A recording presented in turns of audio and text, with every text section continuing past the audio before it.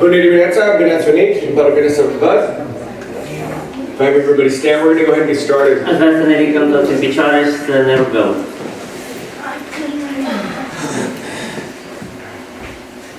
Heavenly Father, we just thank you for this morning. Dragă Tată, îți mulțumim pentru dimineața aceasta. Lord, we thank you, God, for the privilege and the opportunity that we have to gather together as a body and worship you and study your word. Îți mulțumim pentru privilegiul și oportunitatea de a ne aduna aici împreună ca un trup și să studiem cuvântul Tău și să ne închinăm Ție prin cântările noastre. Lord, I'm so thankful, God, that we get to study the book of Daniel. Sunt foarte mulțumitor că avem posibilitatea de a studia cartea prorocului Daniel. Daniel is writing about events, Lord, that happened 200-300 years after him, Lord, and how in the world could he have known? Daniel scria despre evenimente care urmau să se întâmple 200-300 de ani după moartea lui și nu avea cum să știe lucrurile acestea. How could he have known all of the details? Cum ar fi putut el ca om să cunoască toate aceste detalii? What's simple, Lord? You told him. Tu, Doamne, i-ai spus toate lucrurile acestea. You revealed it to him. Tu i-ai descoperit aceste lucruri.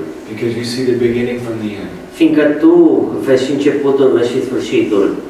And as you have showed us in the previous chapters, Lord, you set up kingdoms and you take them down. Și după cum am văzut în capitolele anterioare, Tu pui bazele împărățiilor și Tu dobori.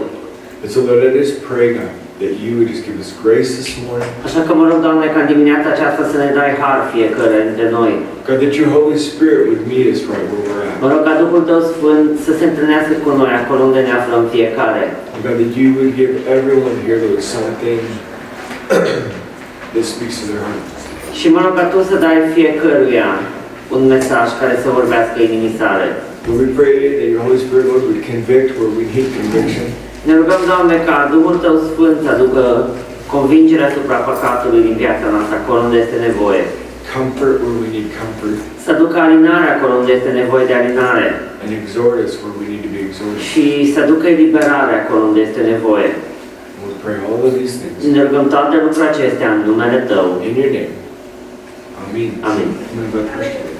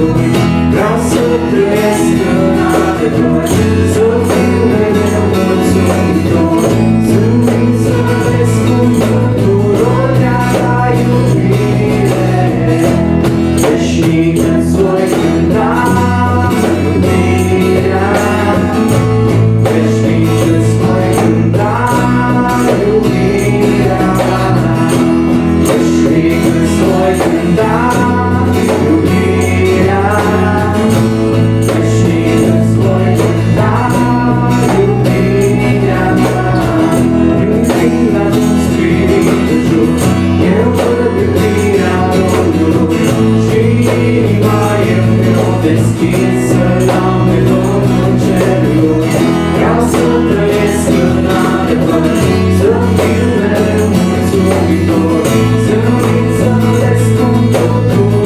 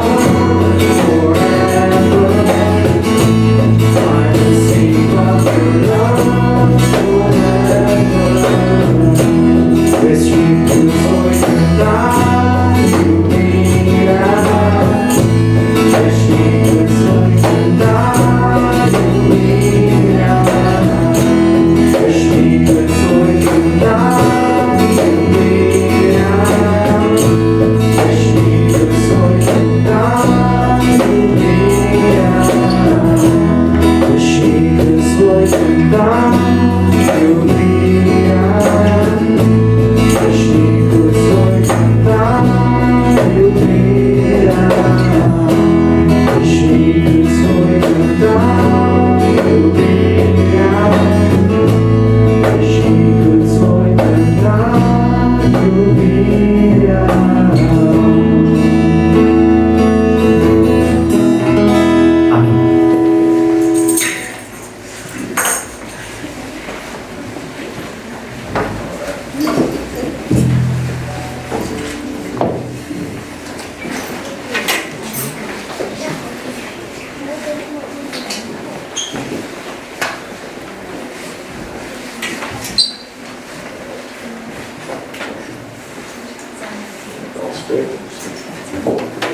All right, if you have a Bible, turn with me to Daniel chapter 8.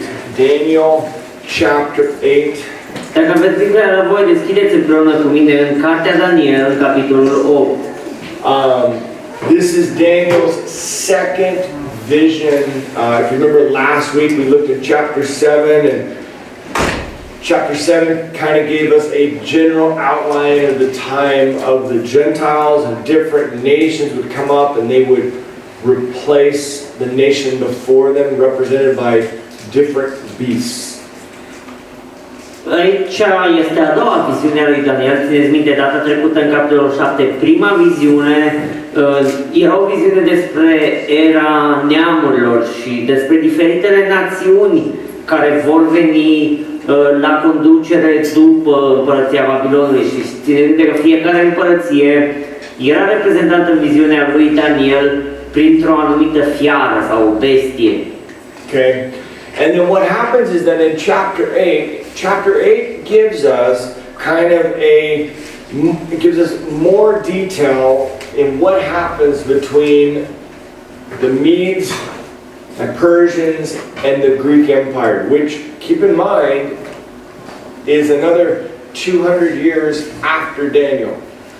În capitolul 8 ni se vor da mai multe detalii despre ce se va întâmpla în vremea de după împărăția Mezilor și Perșilor și împărăția Grecilor. Și să ținem minte lucrul acesta, că aceste lucruri, aceste evenimente se vor întâmpla la 200 de ani după ce Daniel va fi mort. And what we're going to see is that Daniel's going to have this vision, and then a little bit later in the chapter, this angel, this holy one, or whatever you want to call it, it's an angel, basically is instructed, tell Daniel what it means. Because Daniel has no idea. Lui Daniel îi se arată această viziune de către Dumnezeu, dar de fapt Daniel nu înțelege nimic și atunci unul dintre îngeri este date instrucțiuni din partea lui Dumnezeu să explice lui Daniel, să-i tălmăcească această viziune, fiindcă el nu știa ce însemnătate au acele lucruri pe care le vede el. And as we're going to see here in just a few verses, this all happens during the reign of Belshazzar. Now Belshazzar, if you remember, is the last Babylonian king before the Medes and the Persians come and conquer Babylon. Toate aceste lucruri s-au întâmplat în vremea împăratului Belshazzar, ultimul împărat al Babilonului, după care au venit Mezii și Persii și au cucerit împărăția babiloniană. But when Daniel has this vision, dar în momentul în care Daniel are această viziune de la Dumnezeu, it's still earlier in the reign of Belshazzar, but not as earlier as the first year. It's in the third year is what we're going to find of Belshazzar's asta reign. era destul de, să spunem, de vreme în timpul domniei lui Belshazzar, nu chiar la începutul domniei sale, ci vom vedea aici în Scriptură că ni se spune că în al treilea an al domniei împăratului Belshazzar.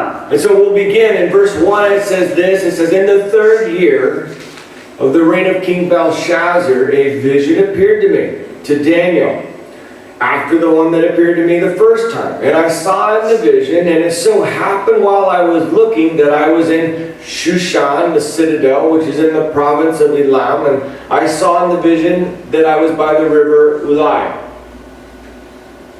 În anul al treilea al domniei împăratului Belshazzar, eu, Daniel, am avut o vedenie afară de cea pe care o avusesem mai înainte. Când am văzut vedenia aceasta, mi s-a părut că eram la capitala Susa, în ținutul Elam și în timpul vedeniei mele mă aflam lângă râul Ulai. Okay, so 2 years have passed since the first vision where Daniel had this outline, if you will, of all of the kingdoms of men in the world, followed by the millennial reign of Jesus. 2 years have passed. Au trecut 2 ani de zile de la prima viziune a lui Daniel, în care Dumnezeu i-a făcut așa un fel de cuprins al tuturor împărăților care vor veni după împărăția babiloniană și cu explicații așa în mare cum va fi fiecare. When Daniel sees this, Babylon is still the power. Când Daniel are aceste viziuni, Babilonul încă era la putere, adică era tot împărăția babiloniană, nu fusese încă cuceriți. But the vision that he's going to see this morning is going to deal with the rise of the Greek Empire. Dar viziunea pe care o va primi de această dată și pe care o vom studia noi este ridicarea la putere al împărăției grecilor. Which is 300 years later. Asta înseamnă 300 de ani mai târziu. Okay, sometimes it's hard, we see numbers and it's hard to think about. It's like, no, this was 300 years after Daniel. It's not like within 50, it's not within 15, it's 300. Câteodată vedem toate aceste numere, toate aceste date și parcă nu ne dăm seama. Aici este vorba de 300 de ani după moartea lui Daniel. Se vor întâmpla lucrurile acestea pe care Dumnezeu le dă lui Daniel în această viziune. Now, we don't know from what we're reading, it's either Daniel was in this location or Daniel was in Babylon and had a vision of this location. It can go either way, it depends on who you read. But the point is that Daniel is in, whether he has a vision or not, he is in this area, Shushan, by this river Ulai. Now that's about about maybe 320 kilometers away from Babylon. Și ni se spune aici că Daniel, acum nu știm cu exactitate dacă Daniel se afla în locația respectivă care este prezentată aici sau pur și simplu în viziunea sa doar se afla în locul acela. Ni se spune că în Susa, în localitatea, capitala ținutului Elam, lângă acel râu numit Ulai. And what's interesting is that this province that he's in, it's Elam is the name of it. There's some interesting things that happen. Number one, 80 years after Daniel is gone, you ladies might know of a young lady named Esther. Guess what? This is where she lived. Practic, această locație era undeva la 320 de kilometri away. Yes. 320 de kilometri distanță de Babilon și acest ținut este foarte interesant, ținutul Elam. Probabil știți, cei care ați studiat Biblia, în special femeile, acolo, practic, această locație este unde s-a aflat împărăteasa Estera. Because she marries a Persian. Fiindcă ea ajunge să se căsătorească cu un împărat persan. 107 years later after this, you might encounter a man named Nehemiah. 107 ani după asta ne întâlnim să cunoaștem pe un bărbat pe nume Neemia. You know what city he left to go and rebuild Știți the din wall? ce localitate a plecat Neemia înapoi în Israel să reconstruiască zidurile cetății Ierusalimului? The city. Din această localitate. Do you know who he was the cupbearer of? Știți a cui era el paharnic? A Persian king. Era paharnicul unui împărat persan. And so this area is interesting with what happens to it. And so Daniel is in this area and he goes on and he says, and then I lifted up my eyes, verse 3, and I saw, and there standing beside the river was a ram which had 2 horns. And the 2 horns were high, but one was higher than the other. And the higher one came up last, and I saw the ram pushing westward, northward, and southward, so that no animal could withstand him, nor was there any that could deliver from his hand, but he did according to his will and became great. Am ridicat ochii M-am uitat și iată că într-un râu stătea un berbec și avea două coarne. Coarnele acestea erau înalte, dar unul era mai înalt decât celălalt și cel mai înalt a crescut, cel din urmă. Am văzut cum berbecul împungea cu coarnele spre apus, spre miază noapte, spre miază zi și spre miază zi. Nici o fiară nu putea să-i stea împotrivă și nimeni nu putea să-i scape pe cine cădea în mână, ci el făcea ce voia și a ajuns puternic. Okay, so my question is this, who can guess what national emblem the ram belongs to? Cine poate să ghicească sau cine ghicește a cărei națiune este această emblemă, berbecul? It's the Persians. A perșilor. Right? It's the Persians, the Medes and the Persians. They stamped a ram on their coins. Ei, pe moneda lor națională, aveau imprimat practic capul unui berbec. Persian emperors, they'd have a ram's head on their crown.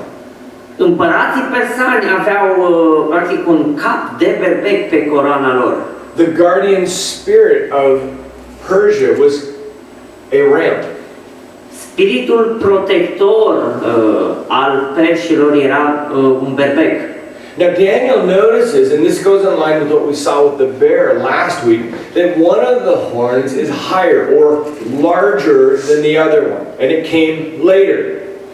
Un lucru pe care îl observăm aici, asemenea viziunii anterioare a lui Daniel, în legătură cu aceste coarne, spune că unul dintre coarne a crescut mai mare decât celălalt.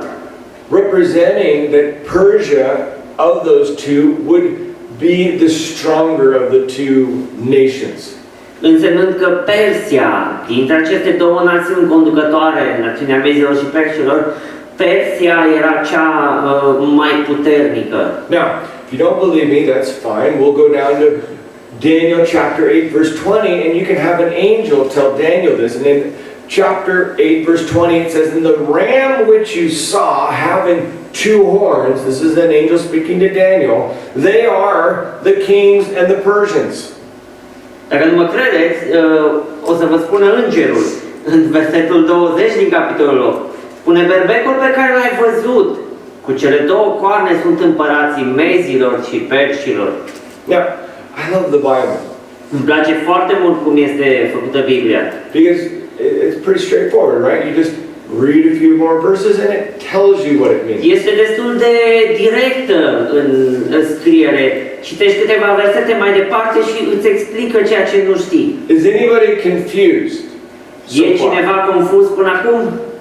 Pretty straightforward. E destul de direct, nu ce ne spune clar textul. Now, it says that ram pushed northward, westward, and southward. Spune că acel berbec împingea la nord, la sud și la vest. Now, if you were to examine history, you would know that the Persians went northward and conquered the Scythians. They went westward and conquered the Greeks. They went southward and conquered the Egyptians. But there was no major campaign to the east. Most probably because of what happened with the Greeks. And we'll get into that in a moment. Because after they weren't quite successful, they did make some roads in there. They kind of just decided, no, I don't need to expand anymore. Dacă țineți minte, în toate aceste locații sau toate aceste direcții, puncte cardinale, știm din istorie, grecii au cucerit toate împărățiile care se aflau acolo, doar singura locație în care ei nu s-au dus sau direcție a fost la est. Nu este înregistrat în istorie să fie avut vreo campanie militară în acea direcție. Okay. That particular campaign against the Greeks, that's important because it leads up to what happens next. It gives us the reason why what happens next. În schimb, din est ni se spune că ar fi fost o campanie împotriva grecilor. Okay? Verse 5, it says, "And as I was considering, Suddenly a male goat came from the west across the surface of the whole earth without touching the ground, and the goat had a notable horn between his eyes. And then he came to the ram that had 2 horns, which I had seen standing beside the river, and ran at him with furious power, and I saw him confronting the ram. He was moved with rage against him, attacking the ram, and broke his 2 horns. There was no power in the ram to withstand him, but he cast him down to the ground and trampled him, and there was no one that could deliver the ram from his hand. And therefore the male goat grew very great, but when he became strong, the large horn was broken off, and in its place was 4 notable ones that came up afterwards toward the 4 winds of heaven. De când mă uitam cu băgare de seamă, iată că a venit un țap de la apus și a cutreierat toată fața pământului, fără să se atingă de el. Țapul acesta însă avea un corn mare între ochi. A venit până la berbecul care avea coarne și pe care îl văzusem stând în râu și s-a reprezentat trupa lui cu toată puterea lui. L-am văzut cum s-a apropiat de berbec, s-a aruncat încruntat asupra lui, a izbit pe berbec și aflând amândouă coarnele, fără ca berbecul să îi se fi putut împotrivi. L-a trântit la pământ și l-a călcat în picioare și nimeni n-a scăpat pe berbec din mâna lui. Țapul însă a ajuns foarte puternic, dar când a fost puternic de tot, i s-a frânt cornul cel mare. În locul lui au crescut 4 coarne mari în cele 4 vânturi ale cerurilor. Okay. Again, don't take my word for it. Jump down to verse 21. It tells us right here. It says, and the male goat is the kingdom of Greece. The large horn that is between its eyes is the first king. Cum am mai spus și la cealaltă descriere, nu mă credeți pe mine, vedem explicația tot în Biblie, în versetul 21. Țapul însă este împărăția Greciei și cornul cel mare dintre ochii lui este cel dintâi împărat. So, again I'll ask, is there any confusion there? Din nou vă întreb, e vreo confuzie aici? No. Nu. No confusion. Nici o confuzie. Now, what's interesting is that from ancient history we know that the Greek Empire being likened to a goat is not strange. In fact, 180 years before Daniel ever was born, the Greeks were known as the goat people. Don't ask me, just what it is. Această comparație a Imperiului grec cu un țap nu este nimic neobișnuit, deoarece așa erau cunoscuți grecii ca fiind oamenii țapi. Nu știm de unde vine această comparație, doar așa li se spunea. Second question is this, and this is for people that know what sea surrounds Greece? Does anybody know? O altă întrebare pentru cei care cunosc, ce mare înconjoară Grecia? Any students of geography? What was that? Aegean. You know what that means? Marea Egee. It's a goat sea. Goat Sea. Goat sea, that's literally what it means. Marea Egee înseamnă Marea Capră. Okay? It tells us here that the Greek Empire, it rises from the west. Okay. Spune că Imperiul grec se ridică din partea de vest. If you remember last week, we saw that it was likened to a leopard with 4 wings, with 4 heads, meaning it moved very quickly. We saw that. If you study history, you can see that under Alexander, they were amazing in what he did, especially with only 50,000 soldiers. Țineți minte din viziunea trecută că împărăția grecilor era considerată ca un leopard cu 4 capete și 4 aripi și știm că sub domnia lui Alexandru cel Mare s-au mișcat foarte repede, au avut o strategie foarte bună și au cucerit foarte mult. And when you think of the Greek Empire, who do you think of as a conqueror? Când vă gândiți la Imperiul Grecilor, la cine vă gândiți prima dată ca un cuceritor? Alexander. Dar Alexandru cel Mare. Alexander is actually the one that united them all. De fapt, Alexandru i-a unit pe greci. Which is interesting because Alexander was a Macedonian. Ce este foarte interesant este faptul că Alexandru era de fapt macedonian. Okay? And if you were to compare Macedonia to the cultural centers of Athens and Thebes and Sparta, Macedonia was considered barbarians by all the other Greeks. They're like, oh, we don't talk about Ce este those foarte guys. interesant e că Macedonia, în comparație cu centrele culturale ale grecilor, era considerat practic o cetate de barbari, o cetate de oameni needucați. Erau desconsiderați de fapt de ceilalți. Nu prea povesteau, nu prea îi menționau. They were looked down on. Erau priviți de sus ca fiind inferiori față de restul. But what happens is that Alexander's father, a man named Philip, Dar ce se întâmplă? Un bărbat pe nume Filip, care era tatăl lui Alexandru, he changed everything in that area. el a schimbat totul în acea zonă, în Macedonia. He reorganized the entire society around a professional army.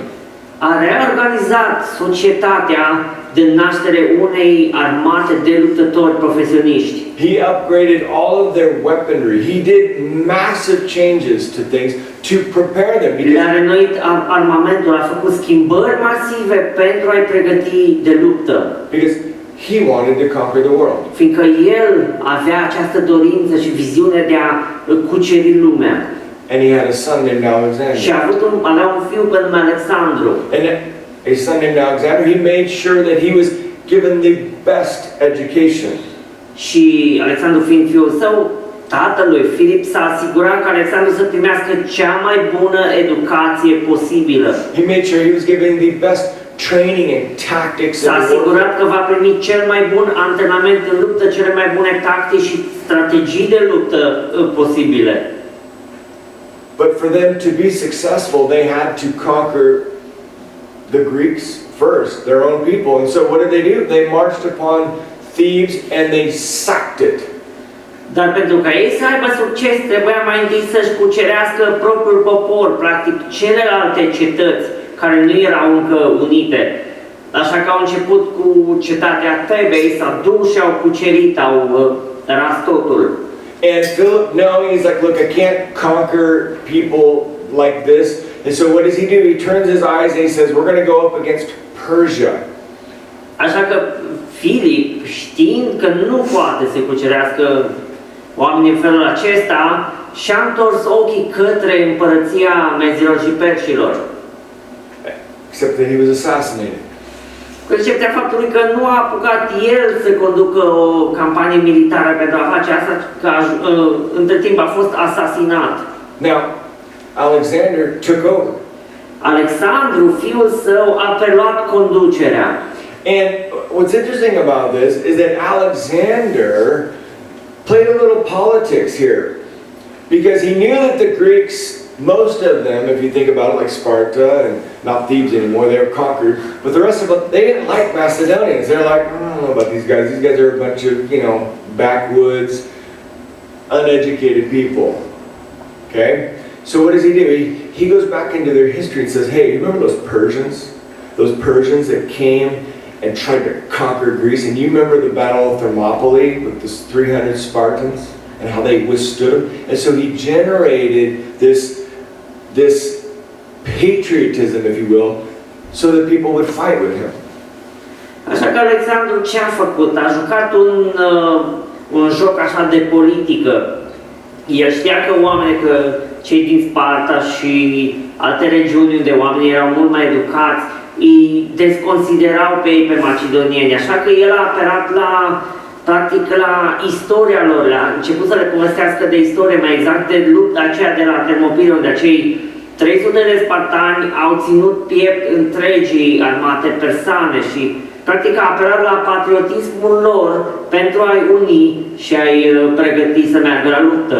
And what he did is that he went back in their history and he flamed that hatred that they had for the Așa că el le-a reamintit de istoria lor, de lupta lor cu persane și a prins acea flacără în ei a urii pentru persani.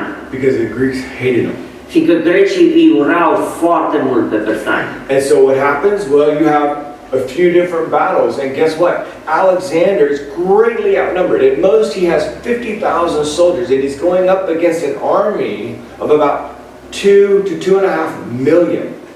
Ce se întâmplă? Au loc mai multe bătălii împotriva Imperiului Persan și trebuie să luăm în considerare că Alexandru era depășit numeric. Armata lui era de până în 50.000 de luptători față de 2 milioane de oameni cât aveau persanii. You see, if you remember last week, Daniel had a vision and it compared the Medes and the Persians to a bear. It was like, you know, it's not fast, but it just rolls right over everybody. And Alexander had to figure out a way strategically to beat them because he couldn't beat them by numbers. Țineți minte din viziunea trecută că armata persanilor era comparată cu un urs. Cu toate că ursul nu se mișcă foarte tare, el este imens, este masiv și calcă totul în picioare ce este în calea lui. Așa că Daniel trebuia să gândească o strategie, deoarece din punct de vedere numeric nu putea să îi cucerească, să îi bată. And so what happens? Așa că ce se întâmplă? He fights them. Se duce la luptă împotriva lor. And in 3 years, Și în timp de 3 ani, 3 years, he conquers the Medes and the Persians. el reușește să cucerească împărăția medo-persană. 3 years. Timp de 3 ani. Oh, and in between when he was fighting the Medes and Persians, because there was a year where they were kind of like going back and forth, he goes, oh, I'm going to go down to Egypt and I'm going to conquer Egypt on the side because I got to have something to do. Și în acest timp, el ce se gândește? Zice, bun, în timp ce mă lupt aici și cuceresc, practic, bat armata persană, mă voi duce să cuceresc și Egiptul. And how did he beat them? Și cum a reușit să facă asta? Using tactics that nobody had ever seen before. A folosit tactici de luptă pe care nimeni nu le-a văzut vreodată. He literally would sacrifice, like he would bait him into doing something on a flank, and then when there would be gaps within his army, he would pierce through those and wipe them out little bit, just beating them and beating them and beating them.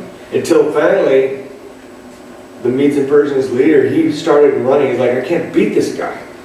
El practic atrăgea inamicul pe anumit flanc și în momentul în care ei se lăsau descoperiți, Alexandru se infiltra cu armata sa între ei și tot îi bătea, îi omora, până la punctul în care armata persană a renunțat să mai bată și a dat seama că nu poate să-l învingă nici cum, nu au găsit. Ei nu aveau practic o tactică de luptă împotriva lui. And if you're into that type of stuff, you can go out and you can Google and it will show you the tactics that he used to do it. And it's very interesting to see because guess what?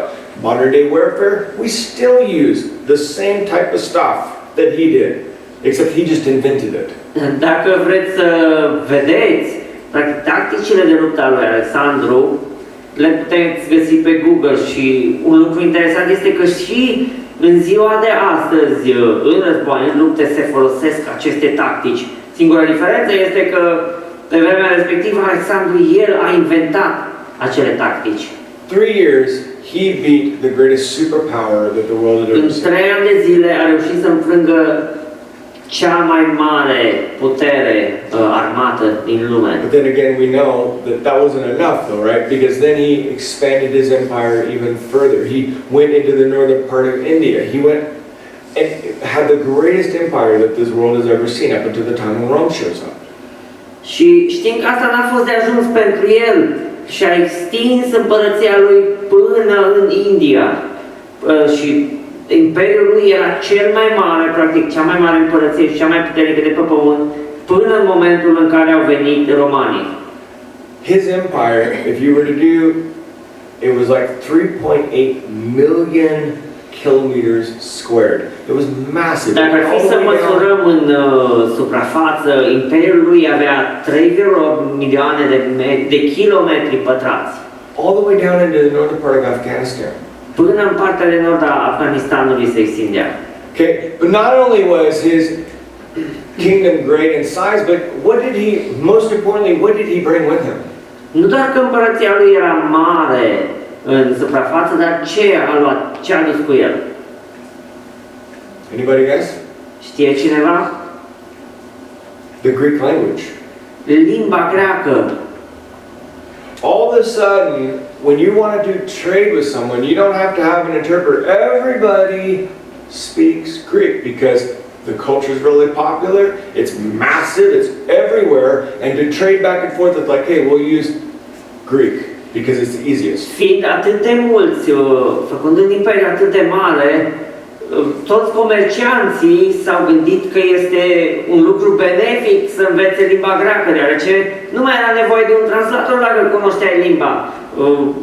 Greaca fiind, sau grecii fiind atât de populari, deoarece Alexandru avea acum un imperiu imens, toată lumea voia să știe limba pentru a putea face comerț cu ei. And so the Greek civilization spreads, the Greek culture spreads. Așa că se răspândește civilizația greacă, cultura greacă. And as God guides this,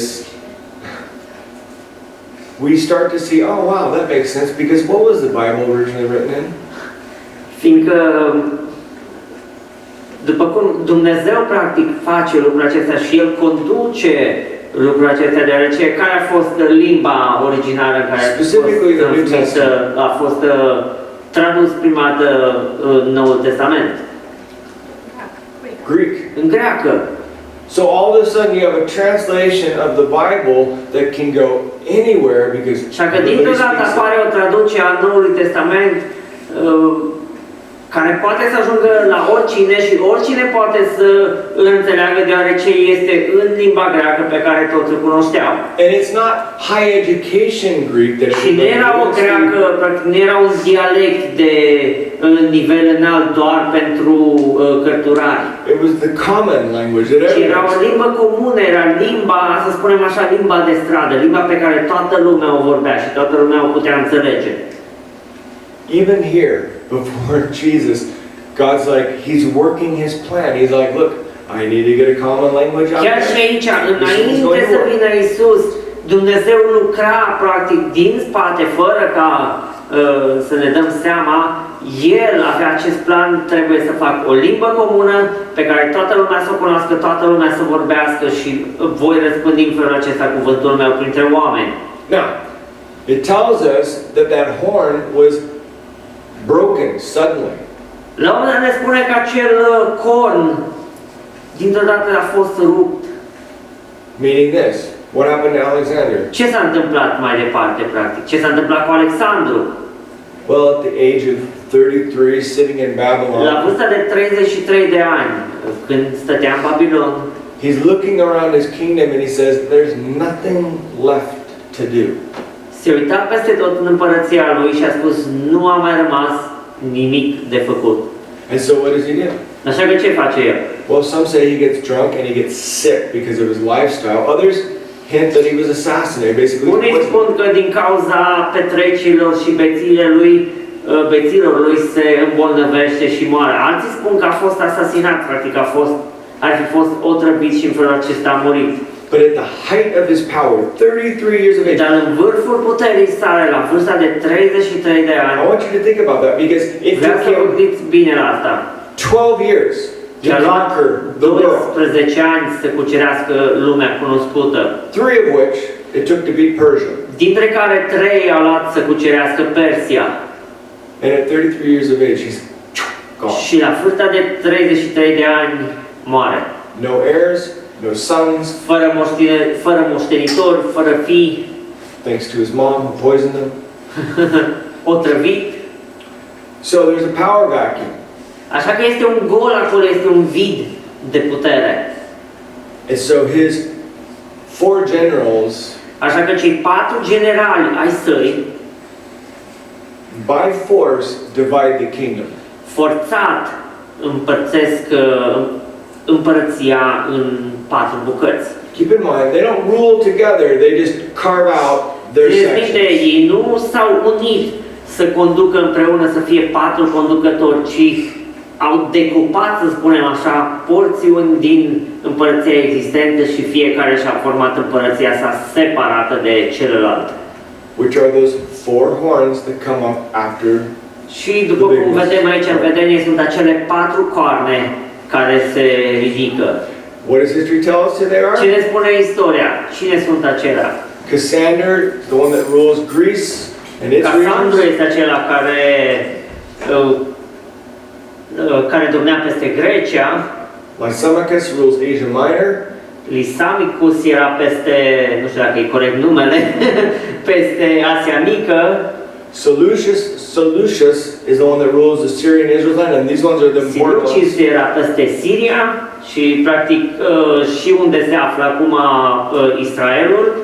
Ptolemy rules Egypt. Și Ptolomeu era conducător peste Egipt. Those last two are the ones that they fight a lot. Ultimii doi sunt aceia care vor lupta foarte mult. Okay?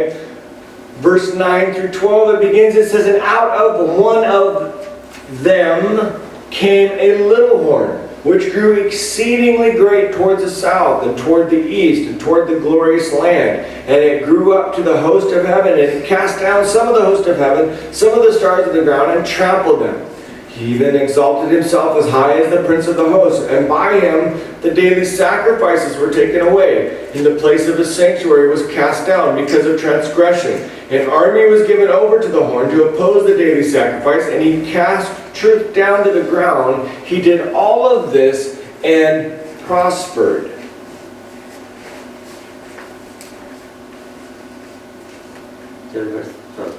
Yes. Dintr-unul din ele a crescut un corn mic, care s-a mărit nespus de mult spre miază zi, spre sărit și spre țara cea minunată. S-a înălțat până la oștirea cerurilor, a doborât la pământ o parte din oștirea aceasta și din stele și le-a călcat în picioare. S-a înălțat până la căpetenia oștirii, i-a smuls jertfa necurmată și a săpat locul locașului său celui sfânt. Oastea a fost pedepsită din pricina păcatului săvârșit împotriva jertfei necurmate, corpul a aruncat adevărul la pământ și a izbutit în ce a început. Question. Întrebare. Remember last week when we read about the little horn in chapter 13 of Țineți minte Revelation? de când am citit data trecută despre acel corn mai mic? And in chapter 7 it talks about a little horn. Și în capitolul 7 iarăși ni se vorbește despre un corn mic. Is this the same horn? Este acesta același corn? No. Nu. How do we know that? De unde știm noi asta? Where does this horn grow out of? De unde crește acest corn? What does it say? Ce ni se spune? It says it grew out of one of the four horns. Zice că a crescut din unul dintre cele 4 cornuri.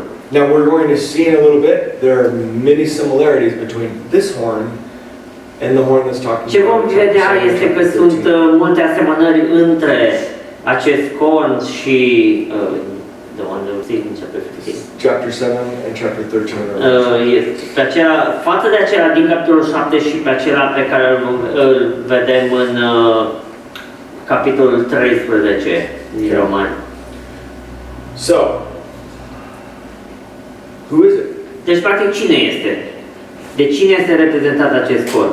Well, the fact that it tells us that this horn expands to the south and the east and towards the glorious land that would be Israel, it gives us the identity of this little horn. And if you study your history, you come across a man named Antiochus Epiphanes. And he ruled over Syria and Israel. Dacă studiem practic istoria, ni se spune despre un om pe nume Antioch Epifaneu care a practic care a cucerit Siria și ținutul Israelului. Now, if you remember, I told you Israel's in the middle of this, and it goes back and forth between the Seleucid dynasty, that was the one that was there, and the Ptolemy dynasty, depending on what's going on. Și el este practic acest om, nu știm cu exactitate, dar el ar fi domnit între aceste două împărății a lui Silucius și al lui Ptolomeu. Antiochus Epiphanes was of the Seleucid dynasty who had gained the advantage and had this area. Practic, el ar fi fost din prima dinastie menționată și el ar fi avut un avantaj în asta, cucerind această regiune. Now Antiochus Epiphanes, or Antiochus IV, for those of you that are history buffs, took over from his father, Antiochus III, but only after murdering his own brother. Practic, acest om, acest împărat, a căpătat tronul de la tatăl său, de fapt a căpătat tronul omorându-l pe tatăl său și așa a luat puterea. And one of the big arguments when we start looking at this section that critics of this section have is they're like, this is way too accurate. This had to have been written after all of these events because there's no way that Daniel could have got this right 300 years before. There's just too much detail. Și studiind toate acestea, văzând cât de multe detalii ne sunt date, ne dăm seama că era imposibil ca Daniel să ghicească lucrurile astea, să prezică prin înțelepciunea lui. Era imposibil așa ceva. For instance, the fact that Antiochus Epiphanes made a habit of just murdering rulers and persecuting the people of Israel, the fact that he was really good at manipulating people. În special faptul că acest om avea, să spunem așa, obiceiul de a omorî pe alți conducători și Flattering people. Și avea obiceiul așa de a încerca să-i flateze pe oameni. The fact that he stopped the worship and sacrifice at the temple. Faptul că el a oprit închinarea și jertfele din templu, proclamându-se pe el însuși ca zeu și cerând el închinare. The fact that he desecrated the temple, he put a idol of Zeus in there and then faptul că el a pângărit templul, a pus un idol al lui Zeus acolo. And put pig juices all over the inside of the temple. Pig juices, like literally blood, everything, just to desecrate it. Și a practic a stropit întreg, a mânjit templul cu sânge de porc. One of his favorite ways of dealing with Jews that weren't happy is that he would literally make them ingest pig blood. Like he would force them to drink it. Și unul din metodele pe care le folosea el ca un fel de, să spun, răzbunare, da, față de evrei care nu erau de acord cu ce spunea el, îi forța să bea sânge de porc, făcându-i necurați. Okay? He was a horrible person. Era un om foarte rău, oribil. And he was infamous for his persecution of the Jewish people. Și era foarte cunoscut pentru persecutarea pe care avea asupra evreilor.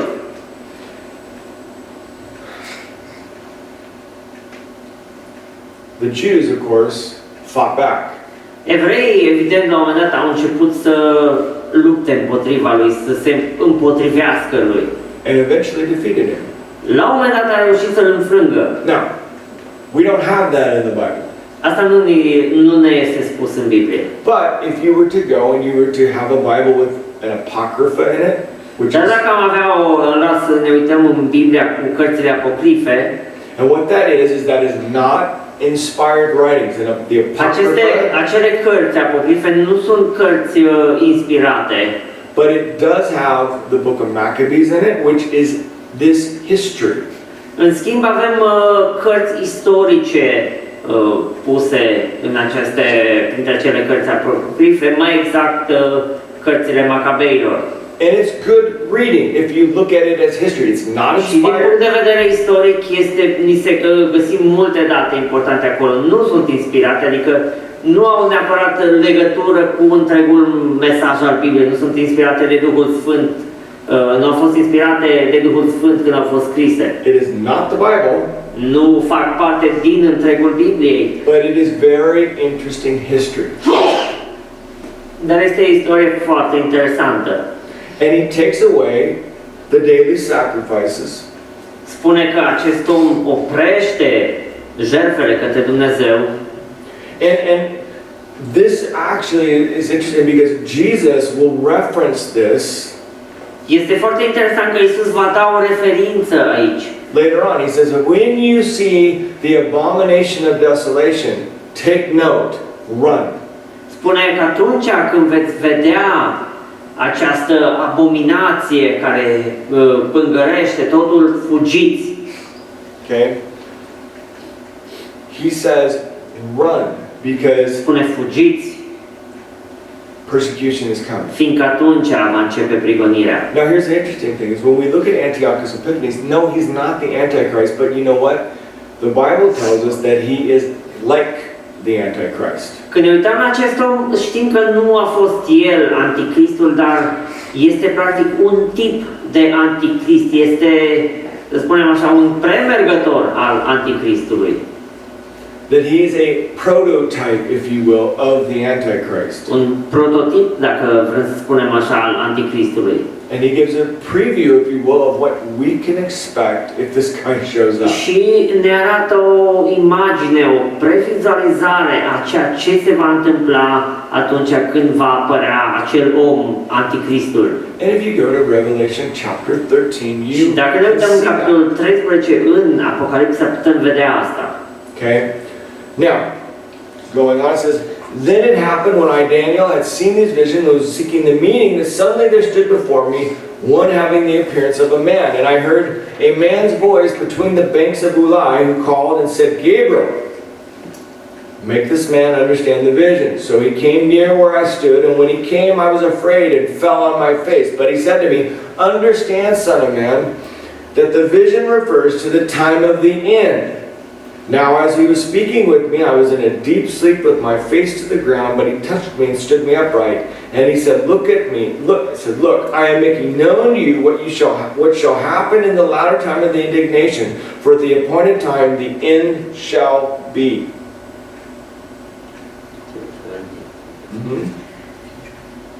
Am auzit pe un sfânt vorbind, practic un înger. Și un alt sfânt a întrebat pe cel ce vorbea: în câtă vreme se va împlini vedenia despre desfințarea jertfei necurmate și despre urăciunea pustirii, până când vor fi călcate în picioare sfântul locaș și oștirea? Și el mi-a zis: până vor trece 2300 de seri și dimineți, apoi sfântul locaș va fi curățit. Pe când eu, Daniel, aveam vedenia aceasta și căutam să pricep, iată că înaintea mea stătea cineva care avea înfățișarea unui om. Și am auzit un glas de om în mijlocul râului Ulai, care a strigat și a zis: Gavrile, tâlcuiește-i vedenia aceasta!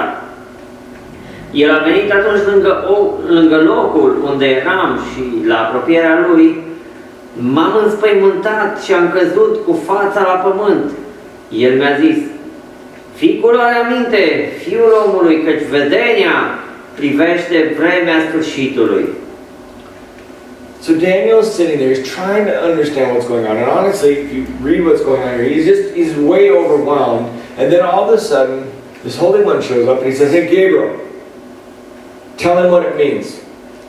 Și zice că Daniel era copleșit de tot ceea ce vedea, nu știa ce înseamnă, se uita mirat la această vedenie și la un moment dat zice că apare cineva cu un chip de om și strigă: Gabriele sau Gavrile, tâlcuiește vedenia aceasta.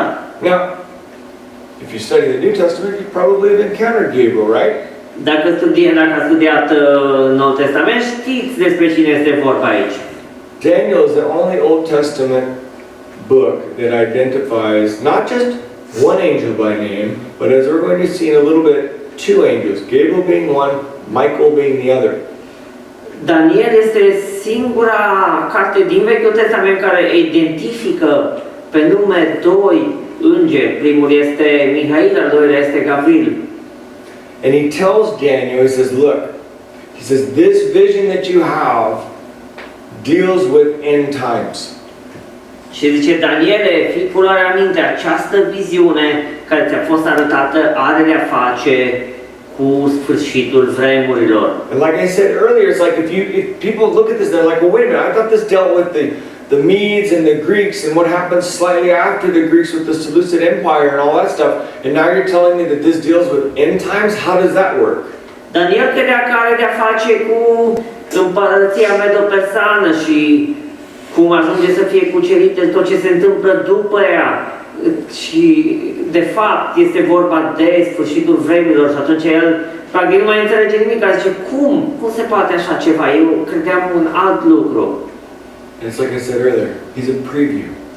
După cum am spus mai devreme, ceea ce ni se arată aici, acest om care îi se arată lui Daniel este de fapt un premergător al Anticristului. You see, what happens when Rome, the reason why Antiochus is not the Antichrist, but he's a Motivul tyrant, pentru care Antioch nu este Anticristul în sine, cel care este spus, despre care este spus în cartea Apocalipsa, ci este doar un premergător sau un tip de Anticrist. is that the temple that Antiochus Epiphanes desecrated was the one that was destroyed by Rome in 70 AD. Templul pe care el l-a pângărit este templul care a fost distrus de împărăția romană în anul 70. Now, if you read your Bible, you'll know that the Bible tells us that at some point in the future from us, a third temple is going to be built. Dar un alt lucru pe care noi îl cunoaștem din Scriptură este că la un moment dat în viitor, nu știm cu exactitate când, un al treilea templu al Domnului va fi construit. Is there a temple there now? Există un templu acum în Israel, un al treilea templu construit? No. Nu. Is the ability to build a temple there right now without starting World War III? Există o posibilitate de a construi un templu fără a izbucni al treilea război mondial? No. Nu. Muslims would literally lose it. Musulmanii nu ar accepta asta. And so something has to happen Așa că to ceva trebuie allow să se întâmple pentru a îngădui construcția celui de-al treilea templu. the construction of this third temple, right?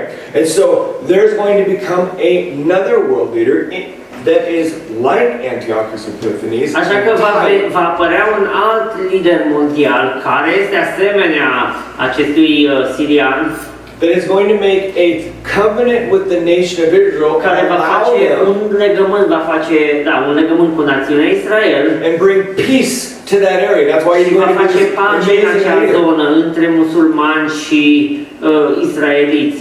And he's going to allow them to build their third Și temple. va, prin asta, prin acel tratat de pace între cele două națiuni, va îngădui posibilitatea construcției celui de-al treilea templu. And it's going to happen. Și asta se va întâmpla.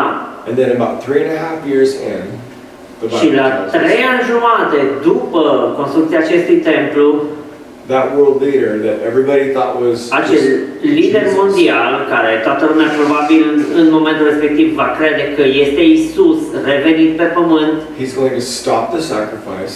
va înceta jertfele, He's going to proclaim himself God.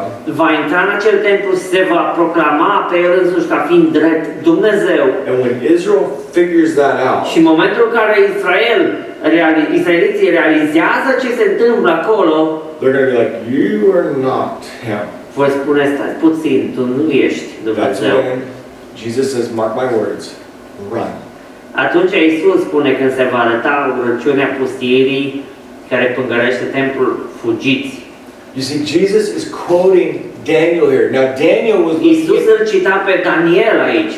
was looking at a type of the Antichrist. Doar că But it wasn't Daniel the nu Antichrist. a văzut, lui Daniel nu s-a arătat anticristul acesta, ci el a văzut un tip de anticrist.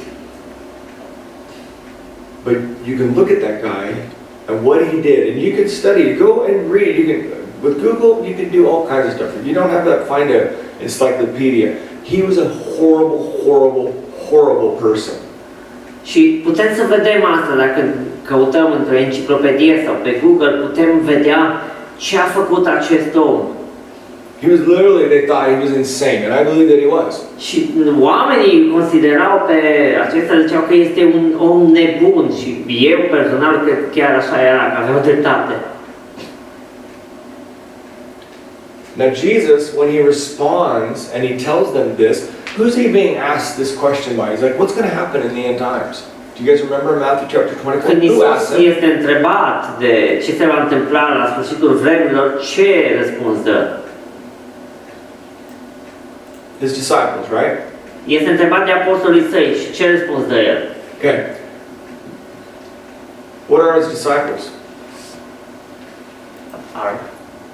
Yeah, what are they? Ce sunt apostolii săi? They're Ce erau Jewish. evrei? Da, ce erau evrei? Jewish, Ce erau right? evrei? Everybody agrees? Okay. There's a reason it's important to understand that because Este un motiv pentru care trebuie să înțelegem asta. when Jesus is talking to them, he's answering their question that's directed at them. Când Iisus vorbea cu ei, le răspunde la întrebarea lor care de fapt este direcționată către ei. That's why he says, he references things like flee Jerusalem when this happens. Or he says, pray that it doesn't happen on Rugați-vă să nu se Sabbath. întâmple într-o zi de sabat. Fugiți din Ierusalim. Now, who's the Sabbath important to? Pentru cine era sabatul important? Jews. Pentru evrei. Not, I mean, Gentiles, they didn't even take a Sabbath, honestly. Neamurile nu țineau sabatul. Okay?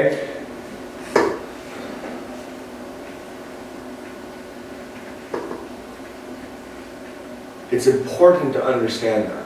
Este important să înțelegem lucrul acesta. Because what Jesus is sharing, he says, look, this is going to have a direct impact on you guys. Fiindcă ce ne împărtășește Iisus în Evanghelia după Matei, zice clar că va avea un impact direct. And in fact, if you read that, Jesus said it's going to be, the tribulation is going to be so bad that if it wasn't cut short, no one would survive. Și Iisus spune că necazul va fi atât de mare încât dacă zilele n-ar fi scurtate, nimeni nu ar supraviețui. And it's like nothing this world has ever seen before. Și va fi ca, adică nu va semăna cu nimic, nu a existat un necaz mai mare în lume. So what the Nazis did to the Jews?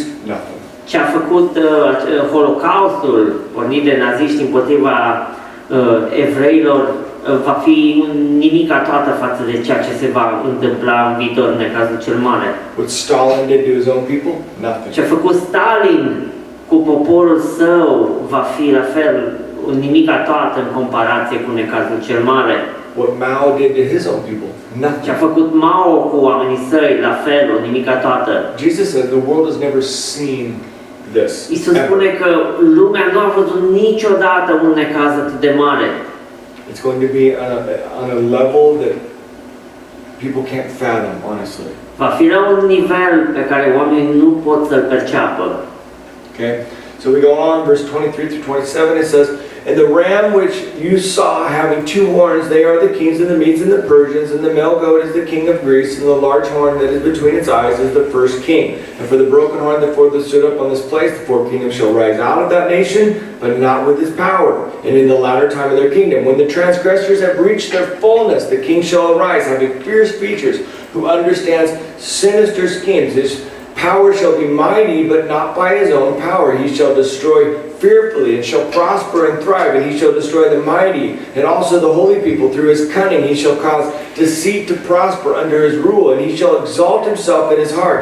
He shall destroy many in their prosperity. He shall even rise against the prince of princes, and he shall be broken without human means, and the vision of the evenings and the mornings which was told is true. Therefore seal up the vision, for it refers to many days in the future. Și cele patru corne care au crescut în locul acestui corn frânt sunt patru împărății care se vor ridica din neamul acesta, dar care nu vor avea atâta putere la sfârșitul stăpânirii lor. Când păcătoșii vor fi umplut măsura nelegiuirilor, se va ridica un împărat fără rușine și viclean. El va fi tare, dar nu prin puterea lui însuși. El va face pustie de necrezut, va izbuti în tot ceea ce va începe, va nimici pe cei puternici și chiar pe poporul sfinților. Din pricina propășirii lui și izbândirii vicleniilor lui, inima îi se va îngânfa, va pierde pe mulți oameni care trăiau liniștiți și se va ridica împotriva Domnului Domnilor, dar va fi zdrobit fără ajutorul vreunei mâini omenești. Iar vedenia cu serile și diminețile care a fost vorba este adevărată. După ce trăiește vedenia aceasta, căci este cu privire la niște vremuri îndepărtate. And lastly, we have Daniel's response to all this. It says, and I, Daniel, fainted and was sick for days. And afterward I arose and went about the king's business. I was astonished by the vision, but no one understood it. Și mai departe vedem răspunsul lui Daniel, spune: eu, Daniel, am stat leșinat și bolnav mai multe zile. Apoi m-am sculat și mi-am văzut de treburile împăratului. Eram uimit de viziunea aceasta, de vedenia aceasta și nimeni nu știa. This is interesting because Daniel was explaining part of it, but there were parts of it that he says, look, there are parts of this that I don't understand, and that was not explained to me here. Lui Daniel i s-a explicat o parte din viziunile pe care a avut, dar nu totul. Spune că sunt părți pe care nu le-a înțeles, nu le-a priceput, nu le-a înțeles. And Daniel had to live with those unanswered questions. Și Daniel a trebuit să trăiască cu acele întrebări pentru care nu a primit un răspuns. Now for us, we get the luxury of having a clear picture of what's going on, because Daniel did not have the book of Revelation, we do. Trebuie să spunem că noi avem parte de un lux aici, deoarece Daniel nu avea cartea Apocalipsa, nu avea aceea revelație, acea descoperire pe care Dumnezeu i-a dat-o apostolului Ioan. But honestly, if you think about it, like there's things in the Bible, especially like in Daniel and in Revelation, you're like, I don't understand that. I don't know what I'm reading. How does that work? And you have to live with that. Sunt multe lucruri și în Apocalipsa și în cartea lui Daniel pe care tot nu le înțelegem și nu ne dăm seama cum funcționează ce este aia și trebuie să trăim cu asta. And one of the things I would encourage you is that it's important what we do with what we do understand, not worry about what we don't. Și un lucru pe care vreau să vă încurajez să vă spun să înțelegem fiecare dintre noi este că este foarte important ce facem cu ceea ce știm și să nu ne mai îngrijorăm de ceea ce nu știm. What do you do with what you do? Ce faci cu ceea ce reușești să înțelegi din Scriptură? You see, for those of us in this room that have Pentru never cei dintre made, noi care suntem în această încăpere that maybe you've never made a și decision to follow poate Jesus nu am personally. luat o decizie să-L urmăm pe Iisus Hristos. Maybe you were baptized into a church when you were Poate baby. că Maybe you am grew up fost in a botezați church. de mici într-o biserică ortodoxă sau catolică sau am crescut de mici chiar într-o biserică protestantă. Maybe your dad is a pastor, your grandpa was a Poate că pastor. tatăl tău a fost păstor, poate că și bunicul tău și știu câte generații din familia ta au fost păstori. And you think that because of them you just get to Și poate te gândești că, bun, dacă tot neamul meu, nu știu câte generații au fost păstori, au slujit în biserică, atunci și eu automat sunt mântuit. The Bible tells you that is not the way. Biblia ne spune că nu așa funcționează, nu așa vine mântuirea, God is nu not. este ereditară. God doesn't play games. Dumnezeu nu se joacă jocuri. He reveals these things to keep you, to wake you up, so that you do not El have ne to go descoperă through aceste the great tribulation. lucruri pentru ca noi să ne trezim și să aflăm adevărul, pentru a nu trebui să trecem prin necazul cel mare, să ne trezim atunci să ne dăm seama de adevăr. And God desires to save you from Și that Dumnezeu suffering. dorește să ne salveze de acea suferință, să ne scape de acea suferință, From that persecution de la acea prigonire care va fi. that Jesus says this world's never seen before. O asemenea prigonire și un necaz așa de mare încât ne spune Iisus că lumea nu a mai văzut vreodată așa ceva. And again, if you're a student of history, you know that mankind has done some pretty Și dacă ați studiat istoria, vile, știți că lumea a făcut niște terrible things to lucruri each other. incredibil de rele, de oribile. And Jesus says, you haven't seen anything. Dar Iisus spune, nu ați văzut, nimeni nu a văzut așa ceva vreodată.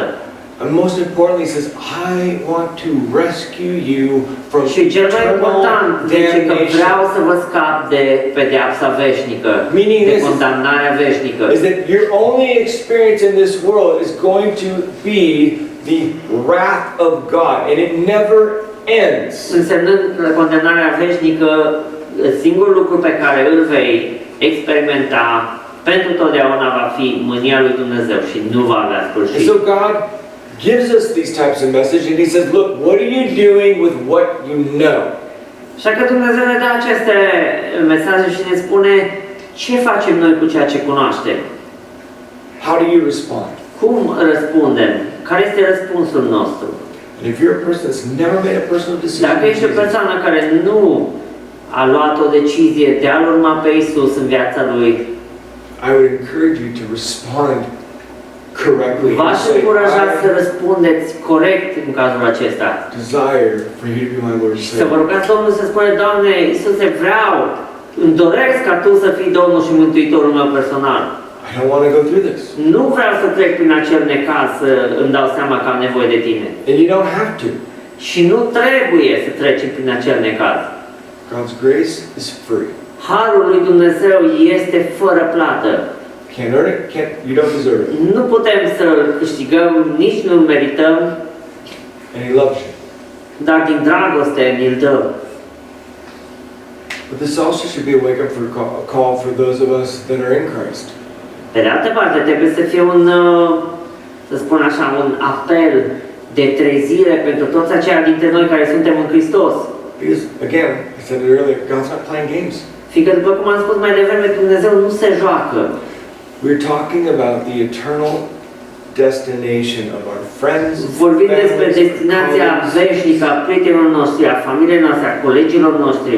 And the Bible tells us, He says, for those that are in Christ, He says, Și you Biblia ne spune că pentru have aceia care sunt în Hristos, an important place in this world. fiecare avem un loc important în lumea aceasta. Because as Paul puts it, he says, you are my ambassadors. Fiindcă Pavel spune că noi suntem ambasadori ai lui Hristos. Wherever you go, you Oriunde represent mergem noi trebuie să reprezentăm pe Hristos. a king and a kingdom. Reprezentăm un împărat și o împărăție.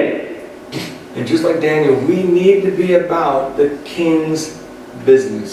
Și asemenea lui Daniel, noi trebuie să ne ocupăm, să ne vedem de treburile împăratului. Not just wander through life with no Nu doar să focus. rătăcim prin viață fără un scop. Not just have no purpose. Nu să ne trăim viața fără niciun scop, But we're to focus on the things ci să ne concentrăm that are important. asupra lucrurilor care sunt importante. And not get involved in things that take away from what God wants. Și să nu ne implicăm în lucruri care ne îndepărtează de scopul lui Dumnezeu și de ceea ce vrea Dumnezeu pentru noi. And real quickly, I'm going to finish with this. Și vreau să termin cu asta. 2 Timothy chapter 2 verses 1 through 7. This is Paul talking to Timothy. He says, You then, my child, be strengthened by the grace that is in Christ Jesus, and what you have heard from me in the presence of many witnesses, entrust to faithful men, who will all be able to teach others also. Share in the suffering as a good soldier of Christ Jesus. No soldier gets entangled in civilian pursuits, since his aim is to please the one who enlisted him. An athlete is not crowned unless he competes according to the rules, and it is a hard-working farmer who ought to have the first share of the crops. Think over what I say, for the Lord will give you understanding in everything. Dar tu, copilul meu, întărește-te în harul care este în Hristos și ce ai auzit de la mine în fața multor martori, încredințează la oameni de încredere, care să fie în stare să învețe și pe alții. Suferă împreună cu mine ca un bun ostaș al lui Hristos. Niciun ostaș nu se încurcă cu treburile vieții, dacă vrea să placă celui ce l-a înscris la oaste. Și cine luptă la jocuri nu este încununat dacă nu s-a luptat după rânduieri. Plugarul trebuie să muncească înainte ca să strângă roadele. Înțelege ce-ți spun. Domnul îți va da pricepere în toate lucrurile. Be strengthened in grace. Întărește-te în har. Make disciples and trust it to faithful men or women. Fă ucenici.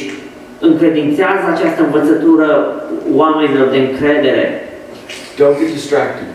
Nu fi distras de... nu-ți lăsa atenția să fie distrasă de la scopul lui Dumnezeu de către lucrurile lumești. Okay?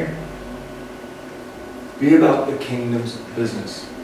Veziți de treburile împărăției. Because God's not playing games. Deoarece Dumnezeu nu se joacă. Everybody stand, we're going to pray. Haideți să ne ridicăm în picioare și să ne rugăm. Dear Heavenly Father, we just thank you for this morning. Dragă Tată, îți mulțumim pentru dimineața aceasta. I want to thank you for your word. Îți mulțumim, Doamne, pentru cuvântul Tău. I thank you, God, that, Lord, you reveal these things, Lord. And Îți mulțumim, Doamne, că Tu ne descoperi aceste lucruri. people scratch their heads and they're like, there's no way that Daniel would know this. Și oamenii stau și se frământă și spun că este imposibil ca Daniel să fi cunoscut lucrurile acestea. And they'd be right, Daniel didn't. Și au perfectă dreptate, Daniel nu putea să știe și Daniel nu a știut de la sine lucrurile acestea. But you did. Ci Tu, Doamne, cunoști lucrurile acestea. You revealed it to him. Și Tu i le-ai descoperit lui, You explained it to him. i le-ai explicat lui. And then he got about the king's business. Și după aceea el și-a văzut de treburile împăratului. I pray, Lord, that that would be our heart. Mă rog, Doamne, ca și inima noastră să fie asemenea inimii lui Daniel. I pray that you would give us hearts for those around Mă us. rog ca Tu să ne dai o inimă care să-i pese de cei care sunt în jurul nostru. God, that we would see them through your eyes. Și ca noi, Doamne, să putem să-i vedem prin ochii Tăi. Especially, Lord, as we're going into the holiday. În special, Doamne, pe măsură ce ne apropiem de sezonul sărbătorilor. Lord, and for those in here, Lord, that have never made a personal Și, decision. Doamne, pentru aceia care nu au luat o decizie personală de a Te urma, I pray that today would be your day. mă rog ca astăzi să fie ziua în care ei să ia această decizie și să înceapă să Te urmeze pe Tine, Doamne. I pray that we'd stop playing games. Mă rog ca ei să înceteze să se joace And that we would make a decision for you. și ca să facă fiecare dintre ei o decizie de a începe să Te urmeze pe Tine, Doamne. To follow you with all of who we are. Și fiecare dintre noi să Te urmăm pe Tine, Doamne, cu toată ființa noastră. I pray this in your name. Mă rog, toate lucrurile acestea în numele Tău. Amen. Amin. Are you guys doing anything? All right.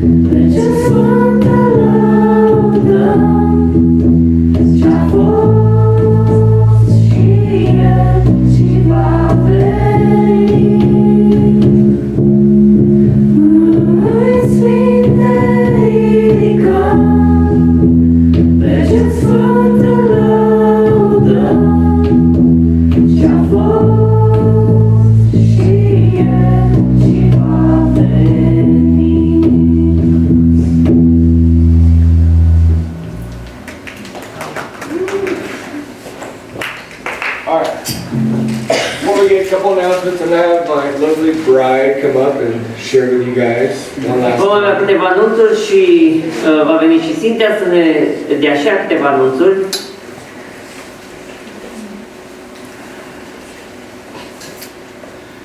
So excited about that last song, I almost forgot it had to come up. Am fost atât de entuziasmată de ultima cântare, încât am și uitat că mai trebuie să vin să spun și eu ceva anunțuri. So, I'm saying it's my last time, but maybe next week we'll see. S-ar putea să fie ultima tură pe care o anunț, dar poate mai dau un anunț și duminica viitoare. Next Sunday is December 5th already. Dar duminica viitoare, după cum am spus, este deja decembrie 5. So, those of you who are still interested in donating Așa că cei dintre voi care încă sunteți interesați să faceți diferite donații din ceea ce este trecut acolo pe listă pentru copilași, next Sunday is what I'm hoping for the deadline. You can get all those duminica donations. viitoare, speranța mea este că vom reuși să strângem toate aceste donații pentru copii. And we did hear from the orphanage, we can help give gifts to those kids this year. Am discutat și cu partea de orfelinat și vom putea să ducem daruri copiilor anul acesta. And we can do caroling from the outside again, like last Și year. putem, de asemenea, cum am făcut anul trecut, putem să colindăm din afară, în curte. So keep that in mind for Christmas Așa că week. țineți minte asta în ajunul Crăciunului. And I will let you know probably by next week what kind of help, if you guys want help with packaging. Și you know. pe săptămâna viitoare vă voi anunța, practic, pentru aceia dintre voi care vreți să ajutați, ce nevoi sunt pentru ajutor. Thanks for all your donations. Vă mulțumesc pentru toate donațiile voastre. Alright. Couple things real quick. Câteva lucruri, foarte Wednesday, repede. 6:30. Miercuri de ora 6:30. Go through the book of Deuteronomy. Să continuăm prin cartea de Deuteronom. If you can make it, make it. It's a Vă great încurajez, study. dacă aveți posibilitatea de a veni la acest studiu, vă încurajez să veniți, este un studiu minunat. And if you are interested in the youth group, Și dacă sunteți interesați în grupul de tineret, you know, basically college age down, it's we're going through the book of Romans. So practic de la vârsta de facultate în jos, toți sunt invitați și suntem în Cartea Romani. and that is on Thursdays at 6. Asta este joia de la ora 6. So look forward to seeing you all during the midweek stuff. Abia aștept să ne întâlnim în timpul săptămânii la studii și duminica viitoare de dimineață. And don't forget, next Sunday we'll be in Daniel chapter 9. Nu So uitați că duminica viitoare vom fi în Daniel capitolul 9, așa că citiți înainte să vedeți despre ce este vorba. if you want to be a super good student, we're Dacă gonna vreți să fiți un student foarte bun, citiți.